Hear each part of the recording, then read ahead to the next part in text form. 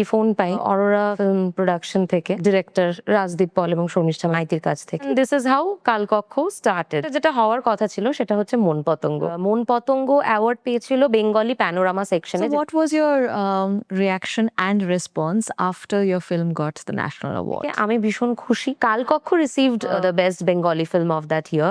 Friday OTT প্ল্যাটফর্মে আমার একটি ওয়েব সিরিজ এসেছে হতাশ। কিছুদিন আগে আমাদের এখানে একটা ফেডারেশন এবং ডিরেক্টরস গিল্ডের সমস্যা হয়েছিল। I was one of those unfortunate actor যাকে সেদিনকে শুট করতে হয়েছিল ডিরেক্টর ছাড়া। মিডিয়াকে সেদিনকে বলেছি অ্যাজ অ্যান অ্যাক্টর আমার অসুবিধা হবে ফ্লোরে যদি ডিরেক্টর না থাকে, একটা ক্রিয়েটিভ সমস্যা। প্রডিউসার অ্যাক্টর হতেই পারেন।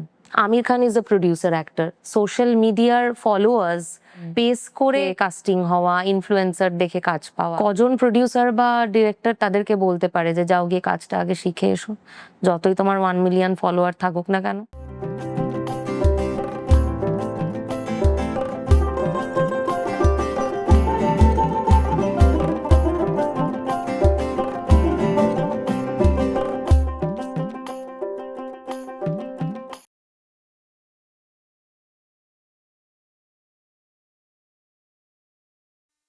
নমস্কার, বৈঠকখানার আরেকটি পর্বে আপনাদের সবাইকে স্বাগত। আমি আরাত্রিকা, আর আজকে আমাদের গেস্ট হলেন তনিষ্ঠা। তনিষ্ঠা হচ্ছে কালকক্ষ ফিল্মটায় কাজ করেছেন এবং সেই ফিল্মটা ন্যাশনাল অ্যাওয়ার্ড পেয়েছে। তো আর দেরি না করে আমরা তনিষ্ঠার থেকে জানবো তনিষ্ঠার life and her works. Hi Tanishtha. Hello. আচ্ছা, তো প্রথমেই তো কালকক্ষ নিয়ে শুরু করা যাক, ঠিক আছে? Let's talk about the journey of কালকক্ষ। বেসিক্যালি এটা একটা খুব অদ্ভুত ঘটনা। লকডাউনের ঠিক আগে আগে আমি একটি ফোন পাই অরোরা ফিল্ম প্রোডাকশন থেকে, ডিরেক্টর রাজদীপ পল এবং শর্মিষ্ঠা মাইতির কাছ থেকে, যে এরকম একটি সিনেমার জন্য আমরা ভাবছি অ্যাজ এ লিড তোমাকে, so could you please come down to meet us. তো আমি অরোরার অফিসে যাই এবং তারা একটি অন্য সিনেমা, নট কালকক্ষ, একটি অন্য সিনেমার একটা গল্প আমাকে শোনায় এবং সেই সিনেমাটা পুরোটাই, সেটা কোন সিনেমা আমি পরে বলছি, ওটাই মজা। তো সেই সিনেমাটা সামহাউ মানে জাস্ট তখন প্রি প্রোডাকশনটা শুরু হচ্ছিল যে কোভিড লকডাউন হয়ে যায়, সো সবই কাজ আটকে যায় and that film did not happen because সেখানে অনেক আউটডোর সিনসের ব্যাপার ছিল and which was not possible during lockdown. তো তারপরে তো বাড়ি বসে আছি অ্যাজ অ্যান আর্টিস্ট, যা যা আশঙ্কা আমরা অবভিয়াসলি জানি যে কিসের মধ্যে দিয়ে আমরা গেছি লকডাউনের সময়। তো এইরকম একটি মুহূর্তে ওই অ্যারাউন্ড অগস্ট সেপ্টেম্বর আমি একটি কল পাই ফ্রম শর্মিষ্ঠাদি যে আমরা অন্য একটি সিনেমা করছি এবং সেটাতেও তোমাকে লিড হিসেবেই আমরা চাইছি, তো তোমাকে একটি ছোট অডিশন ক্লিপ করে কি কোনো অসুবিধা আছে? যে না, I am very much open to audition, obviously আমার কোনো সমস্যা নেই। সো আমি অডিশনে সিলেক্টেড হই, তারপর আমরা দেখা করি অরোরার অফিসে অ্যান্ড দিস ইজ হাউ কালকক্ষ স্টার্টেড। এই যে সিনেমাটা যেটা হওয়ার কথা ছিল সেটা হচ্ছে মন পতঙ্গ, যেটা ওদের দ্বিতীয় ছবি এবং সেই ছবিতে আমার লিডটা আর করা হয়নি বিকজ কি হয়, সময়ের সাথে সাথে আমরাও তো অ্যাজ অ্যান অ্যাক্টর একটা আমাদের লুক অ্যান্ড ফিল পাল্টাতে পাল্টাতে যায়, তো যেই বয়সে যেটা মানায়। তো that's how Baishakhi got discovered by them because ওর ওটা ডেবিউ ছিল এবং আমি অদ্ভুতভাবে একটা খুব ইন্টারেস্টিং চরিত্র পাই মন পতঙ্গতে, which is very contrasting to what I did in Kalkokho. So this is how Kalkokho clicked in. Well, that was the start of how you got. Like, what was the journey of this film? How, as an actor, how did this film? Basically, আমি সত্যি বলতে প্রথম যেদিনকে আমাদের script রিডিংটা হয় আমি খুব আশঙ্কায় ছিলাম যে আমি কতটা পুল অফ করতে পারবো, which generally does not happen whenever as an actor আমি কোনো একটা কমপ্লেক্স ক্যারেক্টার পাচ্ছি, সেটা বেশি মানে এস্থেটিক স্যাটিসফ্যাকশন দেয় যে চরিত্রটা নিয়ে আমি প্রচুর খাটতে পারবো, ভাবতে পারবো এবং আই লাভ দ্যাট খাটনি অ্যান্ড পরিশ্রম। মানে খুব ল্যাদ খেয়ে আমার লাইন্স কি আছে চলো বলে দিই, এই জিনিসটা ভাল লাগে না। দিস ব্রিংস ইন বোরডম, আর আমার মনে হয় কোথাও গিয়ে অ্যাক্টরের কেপেবিলিটিটাও লিমিট করে দেয় এই জিনিসটা। তো কালকক্ষ is such a tough script এবং the character is so unlike me. আবার কিছু কিছু জায়গায় আমি যখন প্রথম আমার ফার্স্ট এনকাউন্টার যে আমি কি করে পারবো। বাট তারপরে যখন আমরা প্রচুর এটা নিয়ে বসেছি, আমাদের ব্রেন স্টর্মিং হয়েছে, যেটাকে আমরা ওয়ার্কশপ বলি আর কি, সেটার মধ্যে দিয়ে গেছি। I transformed my self. একটা জিনিস তারা আমাকে সাজেস্ট করেছিল ডিরেক্টররা, যে তুমি পার্টিকুলারলি এই ফিল্মটা দেখো, বাট আই টোল্ড দেম কি যে না, এক তো আমার ফিল্মটা অনেক আগে দেখা, it's a very renowned film the others, আমার ভীষণ পছন্দের একজন অভিনেত্রী নিকোল কিডম্যান। বাট আমার মনে হয়েছিল, আমার এটা এটা আমার ধারণা যে আমি যখন কোনো চরিত্রে অভিনয় করতে যাচ্ছি, আমি যদি সেটার রেলিভেন্ট কিছু একটা দেখে নিয়ে চরিত্রটা করতে যাই, আমার মধ্যে কোথাও হয়তো সেইগুলোই ক্যারি ফরওয়ার্ড হয়ে যাবে। ওই ওই উনি যে অ্যাক্টর যে অভিনয়টি করেছেন, সেটা হয়তো আমার মধ্যে কোথাও একটা ইমপ্রেশন ফেলে যাবে এবং আমি হয়তো সেটাকেই ক্যারি ফরওয়ার্ড করে দিলাম। মাঝখান থেকে আমার অরিজিনালিটিটা, আমি কতটা কি করতে পারি, সেইটা হয়তো আটকে গেল। সো আই টোল্ড দেম যে না, আমি আর দেখবো না। তোমরা আমাকে যেটা বোঝাচ্ছ সেটার মধ্যে দিয়ে আমি যে মামুনিটা, আমাকে তার মধ্যে দিয়ে, মামুনি অ্যাকচুয়ালি আমার ক্যারেক্টারের নামটা ছিল, তো এবং এত রিয়েল আর আনরিয়েল ব্যাপারটা, এত সারিয়াল আমার ক্যারেক্টারটা কালকক্ষর, মানে I had a huge huge learning experience. মানে আমি বলবো সচরাচর এই ধরনের কমপ্লেক্স ক্যারেক্টার অ্যাক্টাররা পাই না। মানে আজকের দিনে দাঁড়িয়ে এটা একটা সৌভাগ্য যে আমি একটা কালকক্ষ পেয়েছি। No, that's a wonderful thing that the way you have described it. I mean, but I've which something that I wanted to ask you. Both Moon Potongo and Kalkokho, they have received national awards. Right. And where is the audience reach? Okay, Why does I'd this like to happen? correct you. It's not মন পতঙ্গ। মন পতঙ্গ award পেয়েছিল Bengali panorama সেকশনে, যেটা Kolkata international film ফেস্টিভ্যালে হয়, সেখানে বেস্ট ফিল্ম অ্যাওয়ার্ড পেয়েছিল। কালকক্ষ received the best Bengali film of that year. This is the thing, right? This is the It's thing. my bad. I take No, it back. that's okay completely. But they have been renowned films. Winning a national award is not a joke. Of course, you have put in the effort as an actor, and the directors have also given their 100%. But where is the audience reach? Because most of the people do not know about these films. Why is such a disparity in such good films? এটা এটা আমারও মনে হয়, this is a very good question. As an artist আমারও কোথাও গিয়ে মনে হয় যে অডিয়েন্স রিচটা না, it's a huge strategical thing, which as an actor আমার পক্ষে সবটা ব্যাখ্যা করা পসিবল হয়তো হবে না। কারণ অনেক ইনডেপথ অ্যানালিসিস চলে কোন ছবির টার্গেট অডিয়েন্স কি, এবং আমি বলবো যে এই একটা সিনেমা শুরু হওয়ার সময় থেকেই তাকে কিভাবে রিলিজ করা হবে, তাকে কিভাবে মানুষের মধ্যে পৌঁছে দিয়ে আসা হবে, এবং কোন সিনেমাটার কোন দর্শক, আজকে বেদের মেয়ের জ্যোৎস্নার যে দর্শক, সেটাও যেরকম আমরা অস্বীকার করতে পারি না, দোসরের দর্শকটা, চোখের বাড়ির দর্শকটা অস্বীকার করতে পারি না, but there is a huge difference in this দর্শক। বেদের মেয়ের জ্যোৎস্না দেখতেও ট্রাক বোঝাই করে লোক এসেছে, তো এই মানুষগুলো সিনেমা বোঝে না, বা এই মানুষগুলো, আচ্ছা ঠিক আছে, হতেই পারে যে একটা মানুষ যে টেলিভিশনে প্রতিদিন সিরিয়াল দেখে এবং বেডরুম ড্রয়িং রুম ড্রামা দেখতে পছন্দ করে, তারও হয়তো কালকক্ষ ভালো লাগতে পারে। সো আমার মনে হয় যারা এইগুলো নিয়ে ভাবছেন যে একটা সিনেমাকে রিলিজ করানো, কতদিন চালানো, দর্শক কি সিনেমাটা নেবে, বুঝবে, আমার মনে হয় আমরা দৈনন্দিন জীবনে যদি একটু জাজমেন্টাল কম হই এবং আমরা যদি মানুষকে অপশনটা দিই, যেহেতু আমরা একটা রিজিয়নাল ইন্ডাস্ট্রি, আমাদের সিনেমা বছরে কটা হয়? If you compare our industry to the national industry or the international industry বা ওয়ার্ল্ড সিনেমা, কটা সিনেমা বা কটা ওয়েব সিরিজ বছরে এখানে হচ্ছে?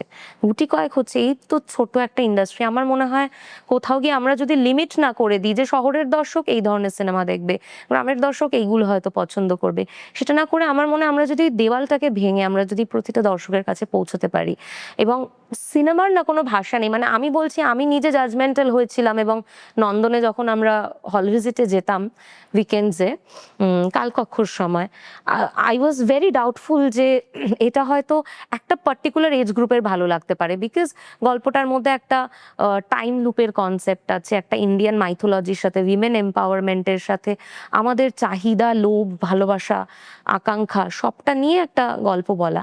আমি ভেবেছিলাম হয়তো ইয়াং জেনারেশনকে অনেক বেশি টানবে, বিকজ আমরা আমরা ডার্ক দেখছি, নেটফ্লিক্সে পছন্দ করছি, আমরা আমরা এই ধরনের জনরা পছন্দ করছি, মাল্টি ডাইমেনশন। এখন তো প্রচুর সিনেমাতেই মাল্টি ডাইমেনশনের কনসেপ্ট উঠে আসছে, প্যারালাল ইউনিভার্সের কনসেপ্ট উঠে আসছে। বাট টু মাই আটার সারপ্রাইজ আমি 60+, 70+ দর্শকদের রিভিউ পেয়েছি, যারা হয়তো টাইম লুপ নিয়ে কটা সিনেমা দেখেছে, যারা টেলিপোর্টেশন নিয়ে কটা সিনেমা দেখেছে, কিন্তু তারাও বলছে হ্যাঁ এই ধরনের সিনেমা বাংলায় কেন হচ্ছে না। তো আমি বলছি লেটস নট বি জাজমেন্টাল যে একটা মানুষের 60 বছর হয়ে গেছে মানে সে টেলিভিশন দেখা পাবলিক, এগুলো আমরা রাস্তাঘাটে শুনতে পারি, বয়স হয়ে গেছে কি করে বাড়ি গিয়ে টিভি দেখবে। ভালো সিনেমা হলে এই মানুষটাও টিকিট কেটে হলে গিয়ে দেখবে। সো লেটস নট জাজ পিপল কার কোনটা ভালো লাগবে। আমার মনে হয় এই যে ডিসপ্যারিটিটার কথা তুমি বলছো, সেটা যারা এই মার্কেট স্ট্র্যাটেজিগুলো নিয়ে ভাবে, যারা ডিস্ট্রিবিউশনের পার্টে রয়েছে, প্রমোশনাল পার্টে রয়েছে সিনেমার ক্ষেত্রে, এগুলোতে তাদের আরেকটু বেশি অ্যাটেনশন দেওয়া উচিত। Because I've often observed that good films do not get that many release Right, halls, and right. also they do not get that much exposure. But they're good films, and people deserve to know that these films are made by such wonderful actors and actresses, and as well as the right. directors. এবং আজকের দিনে আমার মনে হয় মানে এই যে digital platform এসেছে, ওটিটি এসেছে, তার দৌলতে এটার একটা অ্যাডভান্টেজও আছে, ডিসঅ্যাডভান্টেজও আছে। মানুষের মানে তুমি যদি গ্রসলি দেখো, ওভারঅল দেখতে গেলেও কিন্তু দর্শক পুল করতে সক্ষম হচ্ছে না সিনেমা হল। বাট আমরা যারা সিনেমাকে ভালোবাসি তারা কিন্তু বুঝি যে সিনেমা হলটা একটা বিষয়, থিয়েটারে একটা বড় পর্দায় সিনেমা দেখাটা is a nostalgia, is a thing next level. মানে সেটা একটা ছোট পকেট ফোনে দেখে বা একটা হোম থিয়েটারে দেখে সেইটা শান্তিটা হয় না। বাট আজকে মানুষের লাইফস্টাইল এত পাল্টে গেছে, যাপন পাল্টে গেছে, মানুষের অ্যাটেনশন ক্যাপাবিলিটি পাল্টে গেছে রিলসের ইয়েতে এসে। তো আমার মনে হয় ওভারঅলই দর্শক হলে কম যাচ্ছে। মানে এটা শুধু কালকক্ষ বা একটা কমার্শিয়াল সিনেমার কম্প্যারিজনে বলাটাও না, খুব হয়তো ন্যারো ডাউন করে দেওয়া হবে বিষয়টাকে। আমার মনে হয় ওভারঅল দর্শকের ওই হলে যাওয়ার খিদেটা, বিনোদনের খিদেটা অনেকটা কমেছে, কমে যেহেতু গেছে। অপশন বেশি এখন জীবনে। Yes, and you can just pay some amount and you get everything at disposal at your exactly. মানে আমি চাইলে আজকে বাংলা ছবি থেকে আমি যদি সেই মানে দর্শক হিসেবে বলছি, আমি যদি সেই স্যাটিসফ্যাকশনটা না পাই একটা বাংলা ছবি দেখে যে কি দেখলাম, আমি চলে যাবো একটা কোরিয়ান ছবিতে, কারণ আমার হাতের মুঠোয় চলে এসছে, আমার পকেটে চলে এসছে সেই অপশনটা। options. সো এখন আমাদের কম্পিটিশনটা অনেক হাই, যার জন্যই বলছে না কন্টেন্ট ছাড়া কিছু নেই। তুমি যে কন্টেন্টেই ছবি বানাও না কেন, যে ভাষায়, ভাষা তো কোনো ব্যারিয়ার নয়, তুমি যে ল্যাঙ্গুয়েজেই ছবি বানাও না কেন, আজকে একটা বাংলা ছবি এখান থেকে বসে ক্যালিফোর্নিয়া বা একটা তাইওয়ানে বসে একটা লোক দেখতেই পারে যদি তার কাছে পৌঁছে দেওয়া হয়। কিন্তু আমি বলছি কন্টেন্টের ওপরে বেশি জোর দিলে এই এই বিষয়গুলো, এই সমস্যাগুলো আর কোনো সমস্যা হয়ে থাকবে না। What do you have to say about independent creators, the ones which you have worked, as well as the ones who you think are doing wonderful work? See তুমি আমার কাছে ওরকম আলাদা কোনো ভেরিয়েশন নেই, কারণ আমি কমার্শিয়াল সিনেমাতে, খুব হাই বাজেট কমার্শিয়াল সিনেমা না হলেও মোটামুটি যে কমার্শিয়াল সিনেমাগুলো অভিনয় করেছি বা কাছ থেকে দেখেছি, বা সেই ফরম্যাটটা বলছি, বা ইন্ডিপেন্ডেন্টলিও যে কাজগুলো করেছি, আমার কোথাও গিয়ে মনে হয় মানুষের প্যাশন মানুষকে এগিয়ে নিয়ে যায়। সে একটা ইন্ডিপেন্ডেন্টলি ছবি করুক আর কমার্শিয়াল ছবি করুক, ওই প্যাশনটা থাকলে না কাজটা ঠিক উতরে যায়। মানে যেরকম ধরো কালকক্ষ, আমরা খুব ছোট টিমে কাজটা করেছিলাম, বিকজ তখনও পার্শিয়ালি লকডাউন চলছিল এবং অনেক মেডিকেল প্রসিডিওর্স অ্যান্ড ফরম্যাটসের মধ্যে দিয়ে আমাদেরকে প্রোটোকলস মেনটেন করে করতে হচ্ছিল। তো সেখানে আমি দেখেছি যে মানুষের খিদেটা, ভালোবাসাটা এত বেশি যে একটা 30 জনের টিম কিন্তু পুল অফ করে দিচ্ছে একটা 50 জনের টিমের কাজ। আবার আমি এরকম 70 জনের বা 100 জনের টিমে গিয়ে দেখেছি যে হ্যাঁ, 100টা লোকই লাগে, কারণ ওই 50টা লোকের পক্ষে আরো 50টা লোকের কাজকে করাটা পসিবল হবে না। স্প্যানটাই এত বড়, বিষয়টাই সেটার এত বড়। সো আমার মনে হয় এটা ভ্যারি করে জনরা টু জনরা। আমি কোন জনরার কাজ করছি সেটার উপর ডিপেন্ড করছে। And I have thoroughly enjoyed both the methods. মানে আমি কমার্শিয়াল সিনেমাতেও দেখেছি ওই গ্র্যান্ডিওরটা, 100 জন 70 জনের টিম মেম্বার মিলে যে একটা বড় স্টার কাস্ট নিয়ে যে একটা কাজ কিভাবে পুল অফ করা যায়। আবার আমি কালকক্ষর কথা বললাম, বা ছিপকালি আমার নিজের ব্যাকহ্যান্ডে কাজ প্রথম করা কাজ। আমি অভিনয়ও করেছি, প্যারালালি আমি ক্যামেরার পিছনেও কাজ করেছি। তো সেটা আমরা একদম ইন্ডিপেন্ডেন্ট ফরম্যাটে একদম লোকেশনে পৌঁছে সেখানে থেকে পুরো একদম থিয়েটারের ফরম্যাটে সেভাবে কাজটা করেছি ইন্ডিপেন্ডেন্টলি। সেটাও আমি থারোলি এনজয় করেছি। সো আমার এই ভার্সেটালিটিটাই ভালো লাগে। দুটো সম্পূর্ণ আলাদা, দুটোকে আমি কম্পেয়ার করতে পারবো না। কিন্তু একটা ভালো বিষয় যে এখন সিনেমার ভাষা পাল্টাচ্ছে, সিনেমার মানে বিনোদনের স্ট্রাকচার পাল্টে যাচ্ছে এবং ইন্ডিপেন্ডেন্ট ছবিকেও মানুষ ভালোবাসছে। প্রচুর ইন্ডিপেন্ডেন্ট ছবি এখন, এই যে হল মালিকরা বা ডিস্ট্রিবিউশনের যারা রয়েছে, প্রেজেন্টার্স যারা রয়েছে, তারা যে এই জিনিসটা রিয়েলাইজ করে এগিয়ে আসছে এবং ইন্ডিপেন্ডেন্ট ছবিকেও ইকুয়ালি থিয়েটার রিলিজ দিচ্ছে, সেই প্রমোশনটা দিচ্ছে, সেই জায়গাটা দিচ্ছে। This is something very commendable. But I really want to know about the financial structure, financial backup rather. অনেক সময় কি হয়, ইন্ডিপেন্ডেন্ট যারা কন্ট্রিবিউটার্স বা ক্রিয়েটার্স হয়, তারা সেই ফাইন্যান্সিয়াল ব্যাকআপটা পায় না। তখন তাদের ভিশনটা তাদেরকে এডিট করতে হয়, অনেক চেঞ্জেস করতে হয়। এইটাও, this is also something that bothers, there are people who are trying to make a living as a director probably or as a, but তখন তারা সেই ফাইন্যান্সিয়াল ব্যাকিংটা পায় না। হ্যাঁ দেখো, তখন এটা as an actor, if somebody approaches you who's an independent creator but doesn't have that kind of a grandeur, would you work with it? I have worked in Kalkokko, I have worked in several festival films, যেগুলো ফেস্টিভ্যালের জন্যই বানানো, যেগুলো commercially release করার কথা নয়, কারণ সেই জনরার ছবিই নয়। বা হয়তো তারা পরবর্তীকালে গিয়ে সেই প্রেজেন্টার বা ডিস্ট্রিবিউটার পায়নি যে ছবিটা এখানে থিয়েট্রিক্যাল রিলিজ করবে। এটা তো সত্যি কথা যে অনেক সময় ক্রিয়েটিভ কম্প্রোমাইজ করতে হয় ডিরেক্টরদের, বাজেটের কারণে হোক, মেনলি যেটা সমস্যা এখানে বাজেট।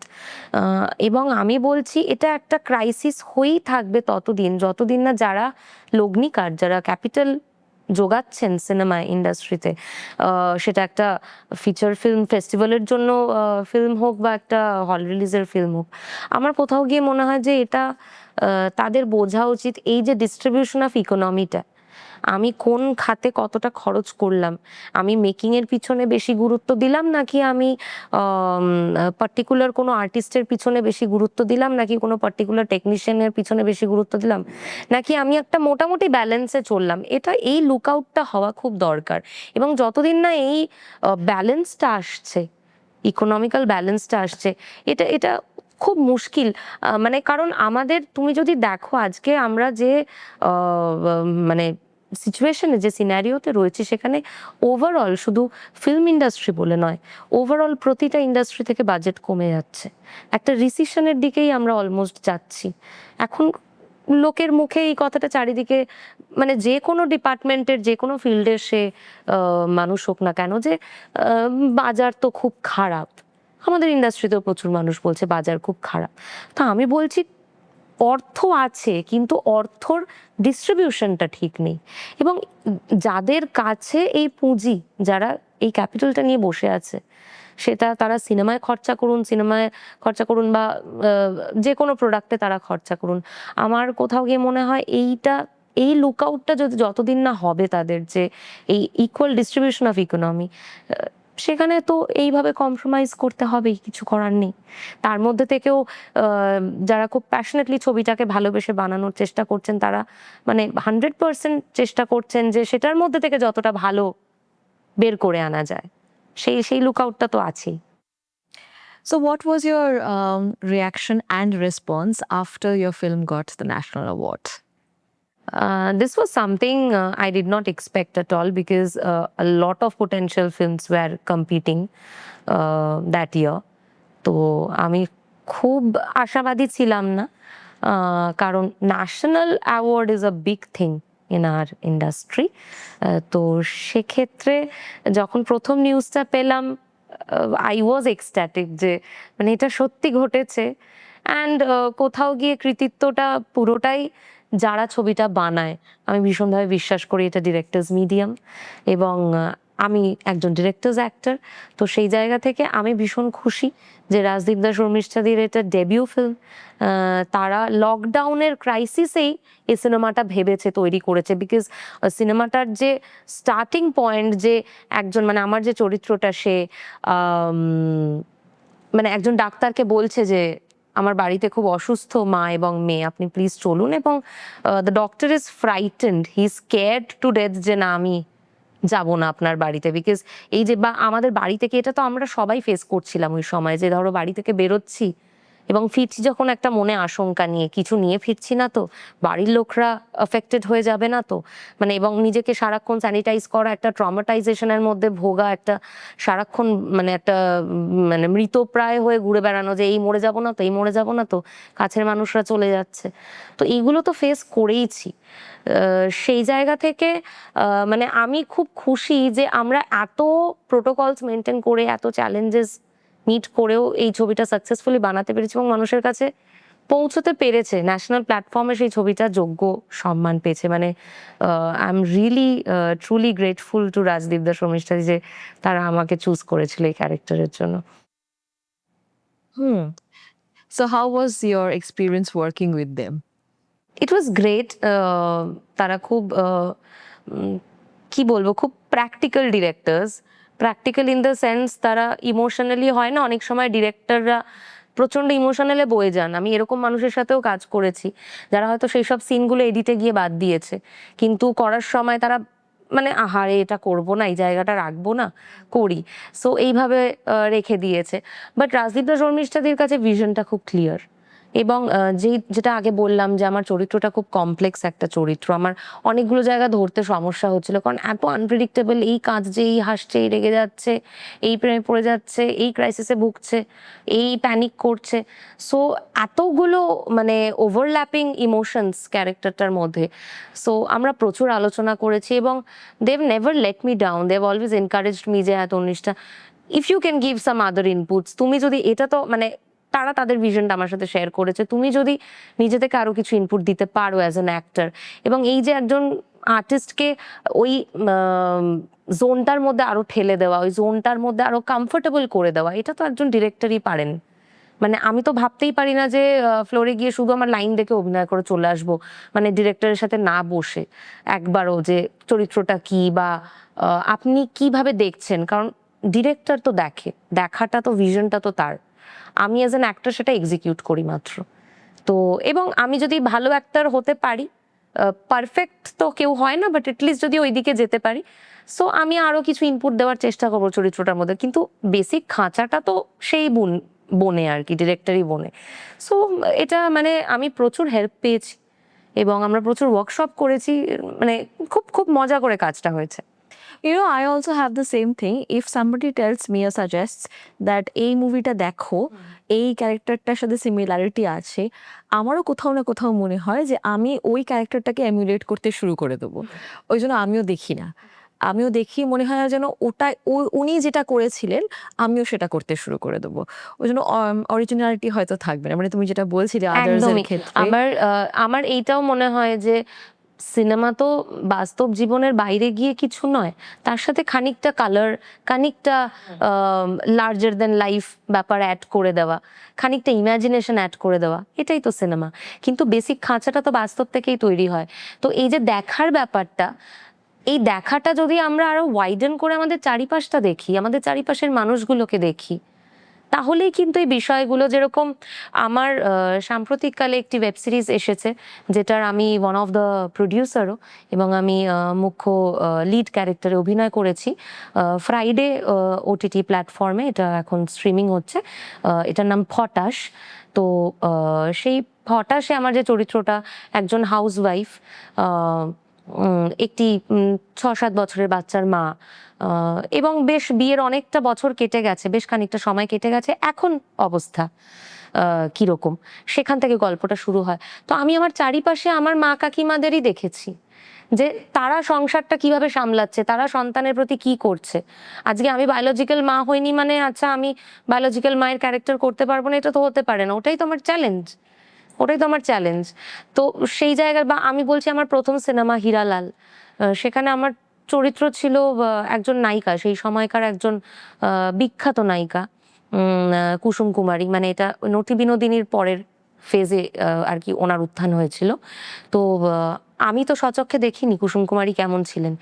আমার সেই সময়কার মানুষজনরা যারা এগুলো নিয়ে গবেষণা করেছেন, পড়াশোনা করেছেন, তাদের সাথে একটু বসা, আলোচনা করা বা পুরোনো সিনেমাগুলো দেখা। আমি বলছি দেখবো না কেন? অবশ্যই দেখবো। আজকে আমাকে যদি একটা অটোবায়োগ্রাফি করতে হয়, কারোর চরিত্রে অভিনয় করতে, একটা ক্যারেক্টারে, তাহলে তো আমাকে তাকে আদ্যোপান্ত ফলো করতেই হবে। কিন্তু নিজের অরিজিনালিটিটাকেও কোথাও যেন প্রায়োরিটাইজ করা যায়। অ্যাজ অ্যান অ্যাক্টর আমার মনে হয় সেটা করা উচিত, যে আমি দেখলাম আশেপাশের মানুষগুলোকে, আজকে এমন একটা ইকোনমির চরিত্র পেলাম, সেই ইকোনমিটাতে হয়তো আমি বিলংই করি না। আমি করেছি থিয়েটারে এরকম প্রচুর চরিত্র। অটোওয়ালার বউ আমার একটা বিখ্যাত নাটক, অটো, কৌশিক করের নির্দেশনায়, একসময় খুব হিট প্রোডাকশন থিয়েটারের। তো সেখানে আমার চরিত্রটা ছিল অটোওয়ালার বউ। I have never seen that life. আমি কোনোদিনও রাস্তায় নাইটি পরে বেরোইনি। সো মানে আমি ওই ইকোনমিটা বিলংই করি না। তো আই ফলোড পিপল। আমার আমার বাড়িতে যিনি পরিচারিকা কাজ করতে আসেন, বা এই যে লোকাল ট্রেনে প্রতিদিন আপ ডাউন করে হাজার হাজার মানুষগুলো, যারা কলকাতায় এসে পেটের দায়ে কাজ করছে, বাড়ি ফিরছে, কোথাও বনগাঁয়, কোথাও দক্ষিণ বারাসাতে, এই মানুষগুলোকে ফলো করেছি। যারা অনায়াসে একটা নাইটির ওপরে ওড়না জড়িয়ে, তাদের ইকোনমি সেটাই সাপোর্ট করে, তাদের ইকোনমি সেটাকেই নর্মাল বলে। তাদের ইকোনমিতে একটা গালাগাল গালাগাল নয়, সেটা একটা সাবলীল কথা, সেটাকে সাবলীলভাবে বলা। তো এইগুলো তো মানুষ ফলো করলে তবেই আসবে। এবং আর্থার মিলার বলে গেছেন, আমার খুব পছন্দের একজন ব্যক্তিত্ব, যে অভিনেতা সেই যে মনে রাখে। তো এই দেখা এবং দেখে মনে রাখা, আমার মনে হয় এইটা খুব ইম্পর্ট্যান্ট একটা কি পয়েন্ট অভিনেতার জীবনে। অলসো আমরা যদি ইন্সপিরেশন রিয়েল লাইফ থেকে না নিই এবং আমাদের লাইফ এবং আশেপাশে, then we are actually not observing anything. Obviously, you need to observe and you need to remember that. Remember, yes. So of course, originality, it has to be there, which comes from you. So you're right about even the directors, they are the ones who create the basic structure. এখন তোমাকে সেই স্ট্রাকচারের মধ্যে অ্যাক্টিংটা করতে হবে, বা তুমি কতটা করলে, কি করলে না করলে, that is a good thing. But since you've been working for so long, as you said, 17 years, that's such a long time to be associated. Tell me a few good and bad memories that you've had being associated with the industry. Good and bad memories বলতে আমি বলবো যে হ্যাঁ, আমি I have evolved as an actor. আমার প্রথম দিকে, গোড়ার দিকের দিনগুলোতে আমি যেভাবে ইমোশনালি ক্যারিড অ্যাওয়ে হয়ে যেতাম একটা ক্যারেক্টারের মধ্যে দিয়ে, হয়তো শটটা শেষ হয়ে গেছে, তা সত্ত্বেও আমি ইমোশনটার মধ্যে তখনও হয়তো ক্যারিড অ্যাওয়ে হয়ে যাচ্ছি। এইগুলো এখন বুঝতে শিখেছি। এখন যত বয়স বাড়ছে, যত অভিজ্ঞতার মধ্যে দিয়ে গেছি, নানান ধরনের মানুষ মিট করেছি, তাদের এক্সপিরিয়েন্স জেনেছি, তো এইগুলোই তো অনেক কিছু শেখায় আমাদেরকে। বয়সের সাথে সাথে কাজের মানে নাম্বার অফ যে কাজগুলো করছি, সেগুলোর সাথে সাথে যে এক্সপিরিয়েন্সগুলো হচ্ছে, সেগুলোই আমাকে শেপ করছে অ্যাজ অ্যান অ্যাক্টর। যতটা আনকন্ট্রোলেবল মনে হতো কিছু কিছু জায়গায়, যে ওই জোনটা থেকে আর বেরোতেই সমস্যা হচ্ছে, বেরোতে পারছি না, নিজেকে তখন ওই ক্যারেক্টারটার মধ্যে ফেলে রেখেছি। কিন্তু আমি তো ভাই হিথ লেজার হতে চাই না। হিথ লেজার একজন তুখোড় অভিনেতা ছিলেন, কিন্তু উনি ওই জোন থেকে আর বেরোতে পারেননি। His life goat ended up in such a pathetic way. উনি ক্যারেক্টার ছেড়ে বেরোতেই পারেননি। ওনার শেষ যে উনি চরিত্র করে গেছেন জোকার, সেটা ওনাকে সাইকোলজিক্যালি এতটাই এফেক্টেড করেছিল যে উনি আর সেটা থেকে বেরোতে পারেননি, অ্যান্ড নিয়ে এন্ডেড আপ হিজ লাইফ। তো সেইটা তো পরিণতি হতে পারে না, মানে সেটা তো কখনো কাম্য নয় একজন অ্যাক্টরের জন্য। তো এইগুলো বুঝি যে ড্রব্যাক, এই যে সুইচ অন সুইচ অফ করতে পারা। আমি অভিনয় করবো একটা প্রচন্ড ইমোশনাল সিনে, আর সেই সময় আমার মাথার ওপর লাইটটা ঠিক হচ্ছে, আর আমার সাউন্ড দাদা লেপেলটা এসে লাগিয়ে দিয়ে যাচ্ছেন, আর মেকআপ দাদা এসে টাচ আপটা দিয়ে যাচ্ছেন। আমাকে তো ইমোশনটা তখন অ্যাকশন শোনার পরে মানে ডেলিভার করতে হবে ঠিক ঠিক আমার লাইন্সগুলো। তো ওই ওই জোনটায় সুইচ অন হয়ে যাওয়া, আবার ওই মুহূর্তে কাট শোনার পরে জোনটা থেকে বেরিয়ে আসা, এই যে প্র্যাকটিসটা, এই সাবলীল যাতায়াতটা, এটা তো চর্চার মধ্যে থেকে থেকে বুঝতে বুঝতে এসেছি। এটা অবভিয়াসলি গোড়ার দিকে যখন ছিলাম, বয়সটা কম ছিল, তখন এতটা পেরে উঠতাম না। এটা তুমি ভালো একটা মেমোরি বললে। এই ইন্ডাস্ট্রিতে কাজ করেছো, এতদিন আছো, নিশ্চয়ই খারাপ মেমোরিজ আছে, and I'm pretty sure that you have had your fair share of hardships. I do. কখনো কখনো মনে হয়েছে যে যতটা আমাকে প্রমিস করা হয়েছিল যে আমাকে সেই জায়গাটা দেওয়া হবে, সেই স্কোপটা দেওয়া হবে পারফরমেন্সের, সেইটা পাইনি। অনেক সময় শুরুর দিকে দেখেছি যে খুব ডিসক্রিমিনেশন হতে। আমি বলছি না আমি খুব সাংঘাতিকভাবে পার্সোনালি ফেস করেছি, বাট আমার সামনে আমি দেখেছি মানুষজনদের সেগুলো ফেস করতে। খারাপ লেগেছে, কখনো কখনো বলতে পেরেছি, বলে উঠতে পারিনি। এবং আমি তুমি যেই ক্রাইসিসের কথা বলছো সেটার মধ্যে দিয়ে এখনো যাই। এই যে না বলতে পারা এবং বলার পরেও সেটার মধ্যে একটা চেঞ্জ না দেখে সেটার সঙ্গে আপোষ করে নেওয়া খানিকটা, আমি এটাকে আপোষই বলবো। বিকজ এই তো হালে কিছুদিন আগে খুব একটা কন্ট্রোভার্সিয়াল জায়গা তৈরি হয়েছিল এবং I was one of those unfortunate actor যাকে সেদিনকে শ্যুট করতে হয়েছিল ডিরেক্টর ছাড়া। কিছুদিন আগে আমাদের এখানে যে একটা ফেডারেশন এবং ডিরেক্টর্স গিল্ডের সমস্যা হয়েছিল, so I had a shoot that day.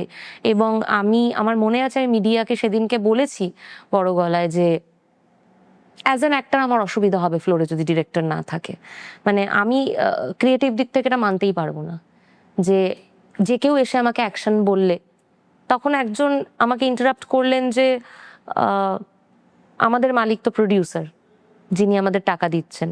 তো প্রডিউসার যাকে খুশি পাঠান, যে কেউ এসে অ্যাকশন বলুক, you are bound to act, you are an actor. তুমি you are per day artist, you act, you take your per day, you go back home, you should not be bothered about who is giving you direction. But that is such a condescending attitude. আমার কোথাও গিয়ে এইখানে একটা creative সমস্যা যে producer actor হতেই পারেন। Aamir Khan is a producer actor. আমি একটা এক্সাম্পল দিচ্ছি, কোটি কোটি, তুমি ইন্টারন্যাশনাল তুমি যে কোনো ছবি দেখো না, তুমি দেখবে প্রতিটা প্রোটাগনিস্ট, সেটা টম ক্রুজ হোক, ব্র্যাড পিট হোক, যে কেউ হোক, কেপ্রিও হোক, যে কেউ হোক, they are both simultaneously producer and actor of their films, executive producers of their own films. আমি করেছি সেই কাজ ছিপকালিতে, আমি এক্সিকিউটিভ প্রডিউসার ছিলাম, বা ফটাসে I was a part producer, and just as I said যে I played the lead female protagonist.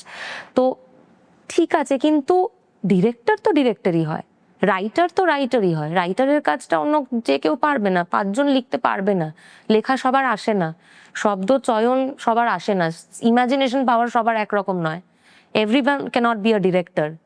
যে কিভাবে সাজাবো সিনটা, কিভাবে কম্পোজ করবো সিনটা, একটা ডিরেক্টরের কাজ তো শুধু অ্যাকশন আর কাট বলা নয়। এবং আমার কোথাও গিয়ে যেন একটা সেই দিন সমস্যা হয়েছে, কিন্তু এবং আমি সেটা কনসিয়াসলি অ্যাকসেপ্ট করার পরেও আমাকে ফ্লোরে গিয়ে অভিনয় করতে হয়েছে in absence of director. I was bound to. So আমি কি আপোষ করিনি সেই দিনকে? Did I not compromise with my craft? I did. But then again পারিপার্শ্বিক সিচুয়েশনটাই এমন ছিল যে আমি একা একজন out of the box, I stand out alone যে না আমি করব না, সেটা আমার কমিটমেন্টের সাথে। সেখানে চলে আসে প্রডিউসারের কথা, যে আজকের দিনটা প্রডিউসারের তো একটা দিন শুটিং মানে তার সকাল থেকে রাত অব্দি প্রতি সেকেন্ডে তার টাকা যাচ্ছে, তার টাকা খরচ হচ্ছে।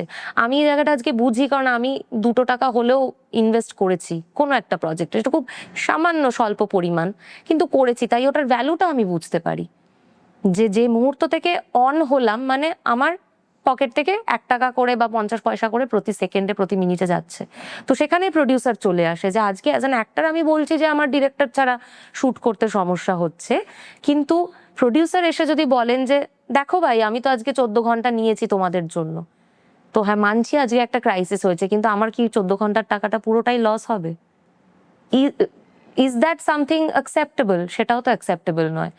তো এই ওভারল্যাপিং একটা ক্রাইসিস, তো সেখানে যেটা করতে হয়েছে আমাকে করতে হয়েছে, আমাকে অভিনয়টা উইদাউট ডিরেক্টর করতে হয়েছে। তার মানে এটা না যে আমি মানে একটা দীর্ঘদিন ধরে সেই সমস্যাটা চললে আমি সেটার মধ্যে স্কেপগোট হব। আমি নিশ্চয়ই সোচ্চার হব। এবং আমার কোথাও গিয়ে মনে হয় যে এই যে এখন একটা ট্রেন্ড ইন্ডাস্ট্রিতে এসেছে পলিটিক্যালি কারেক্ট থাকা সব সময়, এটা হয় না, এটা হয় না। মানে অন্যায়টা অন্যায়, সেটা মুখের ওপর বলতে হবে। আজকে দীপিকা পাডুকোনকে হয়তো 100টা খারাপ কথা শুনতে হচ্ছে, 100টা ট্রোলের মুখোমুখি তাকে ফেস করতে হচ্ছে, কিন্তু আমার কোথাও গিয়ে অ্যাজ অ্যান অ্যাক্টর মনে হয় যে যেহেতু একই কাজটা করছি, উনি ওনার লেভেলে করছেন, আমি আমার লেভেলে করছি, বাট একই কাজটা করছি, ঘুম থেকে উঠছি, কল টাইমে শুটিংয়ে পৌঁছচ্ছি, কাজ করছি, বাড়ি ফিরছি, এখানে আমাদের শ্রমের কতটা ভ্যালু করা হচ্ছে এবং কেন ভ্যালু করা হচ্ছে না, কেন করা হবে না? কেন একজন অ্যাক্টর বলতে পারবে না যে আমি ভাই একটা নিউ মাদার আমি 10 ঘন্টা বা 8 ঘন্টার বেশি কাজ করব না।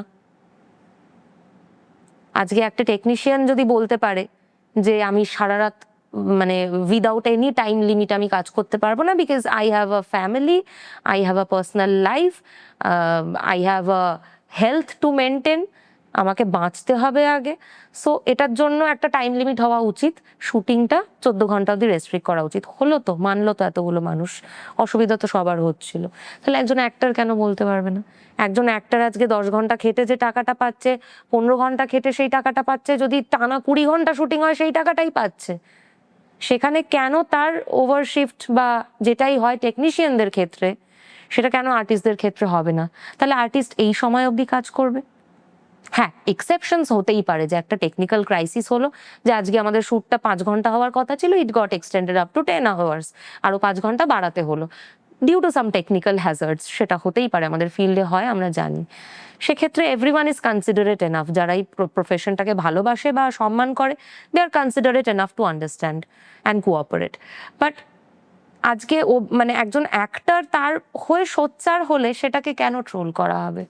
তো এগুলো তো দৈনন্দিন সমস্যা। সো ড্রব্যাকস তো এগুলো ইন্ডাস্ট্রির এখনো চলছে, মানে আমি বলছি এগুলো তো ফেস করছি, সেইটার এফেক্ট তো আমাদের মানে অব্দি এসে পৌঁছচ্ছে। এটা তো শুধু দীপিকা পাডুকোন বা পঙ্কজ ত্রিপাঠীতে লিমিটেড নয়, বম্বে ইন্ডাস্ট্রিতে লিমিটেড নয়, এটা মানে গ্লোবালি সব জায়গায় এই ক্রাইসিসটা চলছে, এবং ততদিন চলবে যতদিন না ইউনাইটেডলি মানুষ সোচ্চার হবে।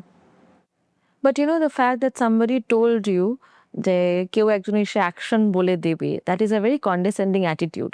কারণ যে তার মানে সে ক্রাফটের ব্যাপারে কিছুই জানে না, জাস্ট অ্যাকশন বলে দেবে আর তুমি ফিল্মটাকে করে নেবে, দ্যাট ইজ নট পসিবল। যদি কেউ এটা বলে, মানে তুমি যেরকম বলছো বলেছে, মানে that person probably lives under the rock, কারণ তাহলে জানে না, because I really had to say this. সমস্যাটা ওভারল্যাপিং, এবং সমস্যাটা দু তরফেই আছে, এক হাতে কখনো তালি বাজে না। সেটা তুমি যে অ্যাসপেক্টেই কথা বলো না কেন, তুমি এক হাতে তালি বাজাতে পারবে না। সমস্যাটা দু তরফেই আছে। আজকে যে ট্রেন্ডটা এসেছে সেটারও প্লাস পয়েন্ট মাইনাস পয়েন্ট দুটোই আছে। এই যে ধরো সোশ্যাল মিডিয়া পুলিং, সোশ্যাল মিডিয়ার ফলোয়ার্স, এবং সেইটাকে বেস করে সেটাকে কাজের একটা কি বলবো, কাজের লেবেলিং করা, সেটার ওপর দাঁড়িয়ে কাজের ভ্যালিউ করা, সেটার ওপর দাঁড়িয়ে ট্যাগলাইন দেওয়া, এবং সেটার ওপর দাঁড়িয়ে কাজ পাওয়া, পাতি কথায় বলতে গেলে এইটা তো চলছে। এবং সেক্ষেত্রেই এই সমস্যাটা উঠে আসছে। যাদের হয়তো দীর্ঘদিনের কোনো চর্চা নেই, যারা হয়তো, হ্যাঁ আমি আমি নিজেও দেখি সেই সব মানুষগুলো যারা আজকে পাবলিক ফিগার হয়েছে, সোশ্যাল ইনফ্লুয়েন্সার হয়েছে, তাদের নিজেদের দমে হয়েছে, তাদের নিজেদের স্ট্রাগলের মধ্যে দিয়ে হয়েছে, মানে হ্যাটস অফ টু দেম যে তারা আজকে এই জায়গাটা অ্যাচিভ করতে পেরেছে। কিন্তু বেনজল তো সর্বত্রই আছে, মানে তুমি তো সব সোশ্যাল মিডিয়া ইনফ্লুয়েন্সারকে খুব জেনুইন বলতে পারো না, উই অল নো দ্যাট। জেনুইনদের কথা আমি এখানে বলছি না, বাট এই যে একটা এই ট্রেন্ড এসেছে যে ইনফ্লুয়েন্সার দেখে কাস্টিং হওয়া, ইনফ্লুয়েন্সার দেখে কাজ পাওয়া, সে কাজ কতটা, কাজের কোয়ালিটি, কাজের মান থাকুক চাই না থাকুক, তো এগুলো তো এফেক্ট করছে, এগুলো তো পলিউট করছে আমি বলবো রাদার, এবং যার জন্য এই সমস্যাগুলো আসছে। মানে সেক্ষেত্রে দেখতে গেলে তো হাজার হাজার আর্টিস্ট সেই জায়গাটা ডিজার্ভই করে না। কজন প্রডিউসার বা ডিরেক্টর তাদেরকে বলতে পারে যে যাও গিয়ে কাজটা আগে শিখে এসো, যতই তোমার 1 মিলিয়ন ফলোয়ার থাকুক না কেন, তুমি তো কাজটা জানো না ভাই, তাহলে তোমাকে কেন আমি এই টাকাটা দেবো? তুমি কাজটা শিখে এসো। বাট এটা কজন বলতে পারছে? কারণ এই যে সমস্যাটা বলছি ওভারল্যাপিং, এই প্রযোজকের আবার এই মানুষটাকেও দরকার, কারণ এই মানুষটা কাজটা হয়তো এত ভালো জানে না, কিন্তু এই মানুষটা 1 মিলিয়ন দর্শক দিতে পারবে, প্রযোজকের টাকাটা উঠে আসবে। তো এইটা একটা ওভারল্যাপিং বিষয়, কোনোটাকেই না আজকের দিনে দাঁড়িয়ে মানে এত গ্রে জোনে চলে গেছে বিষয়গুলো, কারণ মানুষের এত ক্রাইসিস, মানুষের এত সোশিও পলিটিক্যাল ইকোনমিক ক্রাইসিস চলছে, এবং এই যে সর্বত্র একটা অর্থের অভাব, একটা অর্থাভাব দেখা দিয়েছে, যার জন্য মানুষ এখন চাইছে যে ভাই আমি যদি আজকে একটা কাজে 2 টাকা লগ্নি করি, তাহলে আমি তো সেই মানুষগুলোকে নিয়েই কাজ করতে যাব যারা আমার টাকাটা তুলে দিতে পারবে। সেটা করতে গিয়ে আমি হয়তো 50% জেনুইন মানুষকে নিলাম, আর 50% অযোগ্য মানুষকে নিতে বাধ্য হলাম। আমি জেনেই নিলাম যে তারা হয়তো পারছে না আমাকে এস্থেটিক্যালি জায়গাটা দিতে, কিন্তু তারা কমার্শিয়ালি আমাকে জায়গাটা দিতে পারছে। যে তুমি এই কথাটা বললে, coming from that, do you think an actor's life is a very insecure life? It is if you perceive it to be. How আমার উইল ইউ মনে গেট হয় ওভার দেখো ইট? সবারই, যেটা এটা তো একটা অডিও ভিজুয়াল মিডিয়াম, সারাটা জীবন ধরে আমি একই রকম থেকে গেলাম এটা তো হয় না। আমি তো রক্ত মাংসের মানুষ, আমি তো ইভলভ হতে হতে যাব, চেঞ্জ হতে হতে যাব। এবং ডারউইনের থিওরি ধরে এগোলে এবং মানে ন্যাচারাল সিলেকশনের থিওরি ধরে এগোলে আমাকে একটা সময় আমার এই বর্তমান জায়গা ছেড়ে ছেড়ে দিতে হবে, আর একজন এই জায়গাটা রিপ্লেস করবে। আমি আবার আরেকজনের জায়গা রিপ্লেস করব, সে আবার আরেকজনের, এইভাবে তো আমরা ধাপে ধাপে ক্রোনোলজিক্যালি এগিয়ে যাই। তো আমরা তো মানে এটাই তো দুনিয়ার দস্তুর, এভাবেই তো চলছে। সুতরাং মানে ওইভাবে বদ্ধ মানসিকতা নিয়ে যে আমি একাই থেকে গেলাম ইন্ডাস্ট্রিতে, আমি একাই রাজ করে গেলাম, হবে না। আমার মনে হয় আমরা তখনই একটা সম্পূর্ণরূপে একটা সাকসেসফুল ইন্ডাস্ট্রি হতে পারবো যখন আমরা নতুনদের এনকারেজ করে পুরনোরা সেই জায়গাটা ছাড়তে পারবে এবং নতুনরাও মনে করবে যে পুরনোদেরকে ভুলে গিয়ে কিছু নয়, শেকড় ভুলে গিয়ে কিছু নয়। হ্যাঁ, আজকে হতেই পারে আমি ভাই এমন জিনিস শিখে আসছি যেটা হয়তো আমার এক জেনারেশন আগের মানুষটা জানে না, তার সময় এটা ছিল না ট্রেন্ডিং, এখন আমার সময় এটা হয়েছে, এখন প্যাটার্ন বদলে গেছে, এখন যাপন বদলে গেছে, কিন্তু ওইটাকে অস্বীকার করে নয়। রবীন্দ্রনাথ ঠাকুর আজকের দিনে থাকলে তার উপন্যাসে কিন্তু মোবাইল ফোন ঢোকাতেন, তার সময় মোবাইল ফোন ছিল না তাই উনি বলতে পারেননি মোবাইল ফোনের কথা। ওনার সময় ছিল না যুগটা স্যাটেলাইটের, কিন্তু আমি ওটা পুরোপুরি অস্বীকার করলাম আর এটাকেই শুধু আমি একদম গলা জড়িয়ে থাকলাম, সেটাও ভুল। তো এই ব্যালেন্সটা থাকা খুব জরুরি। Most of the people are not so balance. মানে তুমি যেরকম করে কথা বলছো বা যেভাবে তুমি পারসিভ করো তোমার লাইফকে, which is you seem like a very learned person যে সব কিছু থেকে শিখছে, জানছে। How many of us put in that energy, specially people in the media? They don't even put in that energy. Sometimes, I don't know if you have experienced this, but I have experienced working with fellow actors. স্ক্রিপ্টটুকু মুখস্থ করেনি, মানে লাইফের অন্য কিছু তো ছেড়েই দাও, তাদের কাছে টাইম হয়নি স্ক্রিপ্টটুকু মুখস্থ করার। মানে এতটাই কনফিডেন্ট যে করে দেবো, হয়ে যাবে। আর আরেকটা হচ্ছে ইনডিসিপ্লিনস, মানে কল টাইম ধরো 9টায়, সে আসছে 11টায়, ইচ্ছা মতো আমার ইচ্ছা হয়েছে। এই অরাজকতাটাও তো খুব আছে চূড়ান্ত প্রিডমিনেন্টলি আছে, ভাবে। চূড়ান্ত। তো কজন আমরা সেই ক্রাফটটাকে রেসপেক্ট করি, তাই না? রেসপেক্ট যখন থাকে না তখন ক্রাফটের ভ্যালু চলে যায়। একদমই তাই। এবং রেসপেক্টটা আসবে কোথা থেকে? মানে তুমি যেই সব মানুষের কথা বলছো, হ্যাঁ, তো এরকম প্রচুর মানুষজন আছে আমাদের চারপাশে যারা, কারণ ব্যাপারটা হচ্ছে সবার জীবনে তো স্ট্রাগলটা সমান নয়। আজকে একটা মফস্বল থেকে আসা ছেলে বা মেয়ে যে স্বপ্ন, যে খিদেটা, যে প্যাশনটা নিয়ে আসে, যে এবং যে ডেসপারেশনটা নিয়ে আসে, আমি নেগেটিভ সেন্সে ডেসপারেশন বলছি না, বলছি কাজের খিদের প্রতি ডেসপারেশনটা, যে আমাকে কিছু করতে হবেই নিজের দমে, আমাকে খাটতে হবে, আমাকে শিখতে হবে, তার যে শেখার প্রতি খিদেটা থাকবে, আজকে খুব সহজে পেয়ে যাওয়া, যে আমি খুব সহজে পেয়ে গেলাম একটা জিনিস, এখানে নেপোটিজমের কথা চলে আসে। যারা ধরো তাদের বাপ ঠাকুরদার করে দেওয়া পুণ্যে তারা করে খাচ্ছে, তার মধ্যেও ভেরিয়েশন আছে। আমি এরকম প্রচুর মানুষদের জীবনের ব্যাপারে পড়েছি যে যাদের প্রচুর স্ট্রাগল, মানে তারা একজন বিখ্যাত তারকার ছেলে বা মেয়ে, মানে যে তার বিখ্যাত হওয়াটা খুব ইজি ছিল এমনও নয়, কিন্তু অথবা তার হয়তো খিদে নেই এমনও নয়। এরকম প্রচুর মানুষ আছে যারা ওরকম প্রপার জায়গা থেকে উঠে এসেছে, কিন্তু তাদের মধ্যেও শেখার খিদেটা আছে এবং তারা নিজেদের দমে নিজেদেরকে আরো বেশি উন্নত করেছেন। আবার এরকমও আছে যারা খুব সহজে পেয়ে যাচ্ছে। তো খুব সহজে যদি একটা জিনিস পেয়ে যাই আমরা, তাহলে কি আমরা সেটার ভ্যালু করতে পারবো? আমার মনে হয় না। মানে তোমার যদি সেই জিনিসটার প্রতি টান না তৈরি হয়, তুমি যদি না বোঝো যে ওটার স্কেয়ারসিটিতে, ওটার অভাবে তুমি কি কষ্ট পাচ্ছ, বা ওটা না আসা অবধি তোমার কি মানসিক এবং যে স্ট্রাগলটা চলছে শারীরিক, তুমি how will you value that? How will you value that? এবং এই যে স্ক্রিপ্ট না পড়ে আসা, ইনডিসিপ্লিন, আসলে আমি থিয়েটার থেকে এসেছি বলে বলছি না, বাট অবভিয়াসলি এসেছি বলেই হয়তো, কারণ আমাদের থিয়েটারের তো একটা কাজের শেখানোর প্যাটার্ন থাকে। আমি শিখেছি টাইমের ভ্যালিউ, এবং আমি এই টাইমের ভ্যালিউ আরো বুঝেছি যখন আমি প্রযোজক হিসাবে একজন সামান্য ক্ষুদ্র প্রযোজক হিসাবে কাজ করেছি, আমি আরো ভালো সেটা বুঝতে পেরেছি যে একটা মানুষ কেউ তো লগ্নি করছে। আজকে আমি যে জোর গলায় এসে বলছি যে ঠিক আছে আমার লাইন কি আছে মুখস্থ নেই একটু বলে দাও, আচ্ছা ঠিক আছে, তারপর আমার পার ডেটা টাইমলি পেয়ে যাবো, তো আমি কোন মানে জায়গায় দাঁড়িয়ে এই কথাটা আমি কি করে বলতে পারি যদি আমি আমার কাজটা ঠিক মতো না করি? আমি যদি সেই ডিসিপ্লিনটা, এবং আমার মনে হয় সেটা আজকে ইন্ডাস্ট্রি বলে নয়, মানুষ হিসাবে যে কোনো কাজ করতে গেলে, যে কোনো কৃতি মানুষ, আজকে যারা সুপারস্টার হয়েছে না, তাদেরকে নিয়ে ট্রোল করা খুব সহজ। হ্যাঁ, তাদের ড্রব্যাকস আছে, কেউ এমন এমন সিলি জিনিস করে ফেলে যে তারা ট্রোলড হয়ে যাচ্ছে, কারণ এখন যুগটা ট্রোলিং এর, উইচ আই ভেরি মাচ ডেসপাইস। আমার মনে হয় ট্রোলিং বিষয়টা বন্ধ হওয়া উচিত। এটা একটা সাইকোটিক বিষয়, এটা কখনোই হেলদি কিছু হতে পারে না। কিন্তু এই যে ট্রোলিং গুলো হয় তাদেরকে নিয়ে করে ফেলে, কিন্তু আমি বলছি এই সুপারস্টার হওয়া কি খুব সহজ? মেগাস্টার সুপারস্টার হওয়াগুলো কি খুব সহজ? সহজ নয়।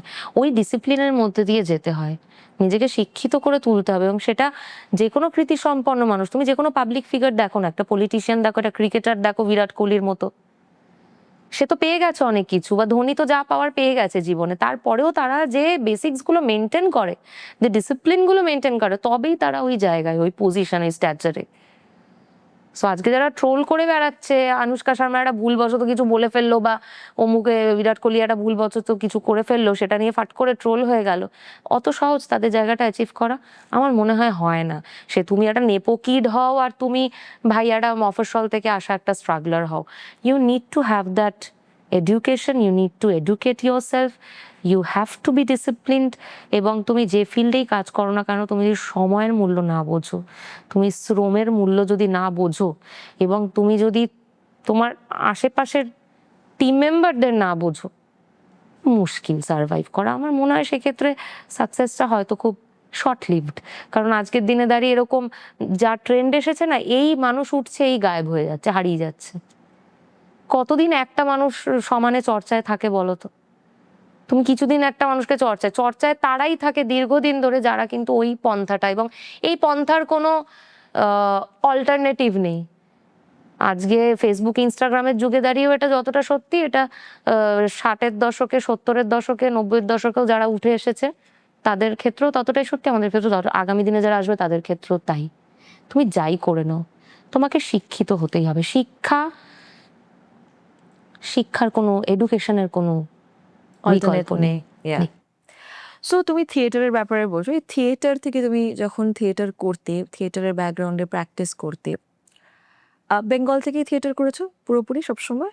হ্যাঁ, আমি বাংলাতেই কাজ করেছি। তা এই এই বেঙ্গল থিয়েটারের আইডিওলজিক্যাল থিয়েটার হয়, তুমি কখনো ওরকম ফেস করেছো আইডিওলজিক্যাল থিয়েটার? মানে একটা আইডিওলজি ফোর্স করে দেয়া হচ্ছে তোমার উপরে? না, হতে এরকম অনেক সময় হয়েছে যে আহ, আমি হয়তো যে কথাগুলো চরিত্র হিসেবে বলছি, আহ, সেইগুলো হয়তো আমি এক্সপিরিয়েন্সই করিনি কোনোদিন। সেই সেই আইডিওলজি বা সেই ফিলোসফি হয়তো আমাকে ভাবাইনি, বা এটা যে এক্সিস্ট করে, আদৌ করতে পারে, সেটাই হয়তো আমার কাছে ধারণা ছিল না। তো এইটাই তো অ্যাডভান্টেজ অভিনয়ের, অভিনেতা হওয়ার তো এটাই অ্যাডভান্টেজ, যে আমরা অনেকগুলো ফিলোসফি বুঝতে পারি, অনেকগুলো জুতোয় পা গলিয়ে দেখতে পারি, অনেকগুলো আইডিওলজি কাটাছেঁড়া করে দেখতে পারি, যে আমি আমারটাতেই বা কেন শুধু ফিক্স থাকবো? তাহলে তো আমি সেই ওই জাজমেন্টাল মানুষটা হয়ে যাচ্ছি, যে আমি যেটা ভাবছি, আমি যে আমার লাইন অফ থিঙ্কিংটাই একমাত্র ঠিক। এটা তো হতে পারে না। মানুষ তো ডাইনামিক। আমরা ডাইনামিক বলে, আমাদের মধ্যে ইন্ডিভিজুয়াল ডিফারেন্সেস আছে বলেই তো আমরা বেঁচে আছি, আমাদের সমাজটা ডাইনামিক্যালি চলছে, নাহলে তো আমরা স্ট্যাগনেন্ট একটা জায়গায় স্ট্যাটিক হয়ে যেতাম। তো So you're so passionate না, তোমার সাথে আমি কথা বলছি, you know, your eyes are shining when you're making such points. You're so passionate about this, and it's a very good thing. I'm getting to learn so much from you. But of course, tell me something. Theatre has shaped you, right, as an actor? it has taught me a lot of things. It has taught me my inabilities. It has taught me self-analysis. It has taught me discipline. It has taught me what passion can do to you. এবং আমি সত্যি বলতে একাডেমিক্সেও যথেষ্ট ভালো ছিলাম, এবং সেই জায়গা থেকে একটা সময় আমার জীবনে আসে যে আই হ্যাড টু চুজ যে আমি কোন দিকে যাব। কারণ দু নৌকোয় পা দিয়ে তো চলা যায় না, অবভিয়াসলি তোমাকে একটা ডিসিশনে আসতেই হবে যে তুমি নিজেকে কোথায় দেখছো after 5 years down the line. So I saw my self as an actor, and আমাকে এই সাহসটাও দিয়েছে থিয়েটার। ড্রব্যাকস আছে, অ্যাজ অ্যান অ্যাক্টর প্রচুর আনসার্টেন সময়ের মধ্যে দিয়ে যেতে হয়, ইমোশনাল ক্রাইসিসের মধ্যে দিয়ে যেতে হয়, আর বোধহয় কিছু হবে না, এভাবেই হয়তো চলবে, বা আর হয়তো ভালো কিছু কি করব আগামীতে, এই আশঙ্কা। তার অনেকটা আমরা লকডাউনেই কাটিয়ে এসেছি, যে কিভাবে চলে চোখে অন্ধকার দেখছি। এখনো যা কাজের বাজার, এত পরিমাণ কাজ কমে গেছে, যে কিভাবে সার্ভাইভ, এবং কম্পিটিশন এত বেশি, ডিমান্ডের চেয়ে সাপ্লাই বেশি হয়ে গেছে। তুমি ইকোনমিক চেনে যদি দেখো, যদি সাপ্লাই বেশি হয়ে যায় এমনিই ডিমান্ড কমে যায় সেই জিনিসের। তো এখন everybody wants to be an actor, everybody wants to come in front of camera, because it is easily available. It is easily available. যার কাছে পকেটে ফোন আছে, তার কাছে ভাই ক্যামেরা আছে, 4টে টাকা খরচা করলে বেসিক ইকুইপমেন্টস চলে আসছে, anybody can start doing anything creative, which is very much, মানে আমি বলবো সেটা খুব ভালো এবং খারাপ অ্যাট দ্য সেম টাইম। তার থেকে ভালো উঠে আসছে, অনেক অজানা মানুষও উঠে আসছে যারা ফাটিয়ে কাজ করছে, এবং অনেক খারাপও উঠে আসছে যারা খুব সস্তার জিনিসপত্র দেখিয়ে হয়তো ফেমাস হয়ে যাচ্ছে এবং মানুষকে বিকৃত করে তুলছে। তো সমাজের তো ভালো চিত্র খারাপ চিত্র দুটোই থাকবে, কিছু Now, করার but this trade as a profession, this is suffering because of the number. একদম number. ঠিক It বলছো। is, it It is. is suffering. এত লোক বেড়ে গেছে, it is suffering because there are so many options. আজকে তুমি একটা কাজ না বললে তোমার জায়গায় রিপ্লেস করতে আরো 4টে লোক রেডি আছে। একদম একদম। So there is so many options. তো এই competition তো makes us constantly fight. But yes, you're also right. আমরা এতে বড় হচ্ছি, grow করছি। আরে it's like because it associated with theater for such a long time, has that shaped your personal life as well? It has. মানুষ হিসাবে দেখো, মানুষ হিসেবে আমি যদি নিজেকে না আরো উন্নত করতে পারি, আমার থিঙ্কিংকে আমি যদি ওয়াইডেন আপ না করতে পারি, how will I grow as an artist? কারণ আমি তো প্রপস নই যে ডিরেক্টর পার্টিকুলার এক কাপটা এখানে রাখলো, ডিজাইনটা এখানেই দেখতে ভালো লাগছে, ফ্রেমটা এভাবেই ভালো লাগবে, তা তো না।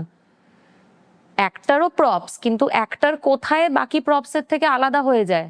কেন সবচেয়ে ইম্পর্টেন্ট প্রপস একজন ডিরেক্টরের জন্য একজন অ্যাক্টার? বিকজ অ্যাক্টার নিজেকে মডিফাই করতে পারে, অ্যাক্টার নিজেকে চেঞ্জ করতে পারে। তো আমি যতক্ষণ না মানুষ হিসাবে, এবং আমার মনে হয় একজন আর্টিস্টের একটা ভালো মানুষ হওয়া খুব দরকার, যতক্ষণ না আমি ভালো এবং লিবারেল মানুষ হতে পারছি, নিজের চিন্তা ভাবনাকে আমি আরো উন্নত এবং নিজেকে আমি যতক্ষণ না আরো শিক্ষিত করে তুলতে পারছি, আমি ইভলভ করতে পারবো না অ্যাজ অ্যান অ্যাক্টর। আমি লিমিট হয়ে যাব, কারণ অ্যাক্টরের কাজ শুধু লাইন মুখস্থ করা নয়, মানে that's the last thing I would want to believe, যে অ্যাক্টরের কাজ শুধু ও আমাকে এই কস্টিউমটা কেমন লাগছে আর আমার লাইনটা কি আছে আর মুখস্থ করে বলে দিই। No, this is not an actor. আমি বলছি না যে ক্যারি ফরওয়ার্ড হয়ে যাক, সেটা আমি করি না।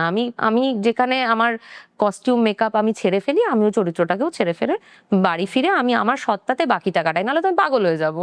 কারণ আমাকে তো এক একদিন এক একটা চরিত্র True, হতে true. হচ্ছে। আমি যে সবকটা চরিত্র জাম্বেল আপ করি আমার মাথার মধ্যে খিচুড়ি পাকি, আমি তো মানে আমার নিজের সত্তাটা কি, আমার ব্যক্তিত্বটা কি, আমি আসলে মানুষটা কেমন, সেটাই তো আমি ভুলতে বসবো।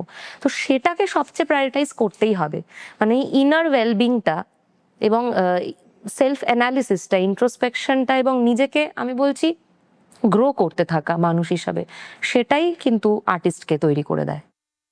True, that is so true. Okay, I have to compliment you. You've got beautiful eyes and they're so passionate. I had to. প্যাশনের জোরেই দৌড়ে বেড়াচ্ছি, মানে প্যাশনের জোরেই এত কথা। But we are almost at the end of our episode. So, তুমি নিজেকে in the next 5 years কোথায় দেখো? Do you want to work in Bengali film industry or do you want to expand? Since I have done a Hindi film, আমার debut film Chipkali, which is yet to release. Hopefully it will release this year or very soon. And আমি একটি Hindi web সিরিজও করেছি, and I am very much looking forward to work in different languages. এবং আমি ভার্সেটিলিটিতে যেহেতু খুব বিশ্বাস করি এবং সবসময় এটাকেই চ্যালেঞ্জ হিসাবে নিই যে আমি কতটা ভার্সেটাইল হতে পারলাম মানুষ হিসাবে, আর্টিস্ট হিসাবে। তো আমি অবভিয়াসলি চাই মানে বিভিন্ন এক্সপিরিয়েন্স গ্যাদার করতে এবং একটা কথা অবশ্যই মেনশন করতে চাইবো, নাসিরুদ্দিন শাহের সাথে আমার সৌভাগ্য হয়েছিল একটি সাক্ষাৎকার। তো ওনাকে আমি এই প্রশ্নটা করেছিলাম যে অ্যাজ অ্যান অ্যাক্টর আমি কি করতে পারি। He said you should try every medium which is available to, and I very much believe যে আমি যত ট্রাই করতে থাকবো, যত এক্সপিরিয়েন্স গ্যাদার করতে থাকবো, তত আমি শিখতে থাকবো, আরো এক্সপ্যান্ড হতে থাকবো। জানি না কত দূর পৌঁছতে পারবো, বাট এই প্যাশনটাই, খিদেটাই হয়তো এগিয়ে নিয়ে যাবে। মানে সেটার জন্যই আর কি এগিয়ে যাচ্ছি। তো আমি সব রকম কাজ করতে চাই, বিভিন্ন ইন্ডাস্ট্রিতে কাজ করতে চাই। 5 ইয়ার্স ডাউন দ্য লাইন এটাই বলবো যে যতটা সম্ভব ভালো ভালো এক্সপিরিয়েন্স, ভালো ভালো ক্যারেক্টারের মাধ্যমে হোক, ভালো ভালো cinema, television, web series, films এবং ক্যামেরার সামনে পিছনে সবটা মিলিয়ে, স্টেজের সামনে পিছনে, মানে anything which gives me aesthetic satisfaction, সেগুলো আরো ট্রাই আউট করে নিজেকে আরো গ্রো করার কথা ভাববো। You know, I really, if one person I want to work with, it would be Pankaj Tripathi. It's that is my goal. Like in the 5 years down the line, একদম if that manifest করতে থাকো। one person, I power of want to work with. Manifestation is very strong. You never know what happens. I don't know. I just have this insane aura. That man has insane aura. That is the one person I really want to work with. জানি না future কি হবে, but yeah, it was great speaking to you. আরো কথা বলে ভালো হতো, but I sorry. also thoroughly enjoyed. Thank you for having me in this show. Thank you very much. But before we go, I would like you to give some message to our audience. আমি এটাই বলবো যে এখন যা trend, তাতে আমাদের জীবনে social media যে ভালো দিকগুলো আছে, তার মধ্যে এটা একটা অবশ্যই ভালো দিক যে এরকম প্ল্যাটফর্ম উঠে আসছে যারা ভালো কন্টেন্ট, ভালো বিষয় তুলে আনছে দর্শকদের জন্য, যেগুলো দর্শকদের ভাবাবে, এন্টারটেন তো অবভিয়াসলি করবে এবং ভাবাবে at the same time. So please do follow this channel, এবং আই এম ভেরি হ্যাপি যে আজকে আমি শোতে আসতে পেরেছি এবং সামান্য হলেও নিজের কিছু এক্সপিরিয়েন্স শেয়ার করতে পেরেছি। প্লিজ সবাই ফলো করবেন, সাথে থাকবেন, ভালো থাকবেন। Thank you Arishta. Thank you. Alright, আজকে আমাদের পর্ব এখানেই শেষ করা হলো। তোমাদের সবার সাথে আগামী পর্বে দেখা হবে। Bye bye.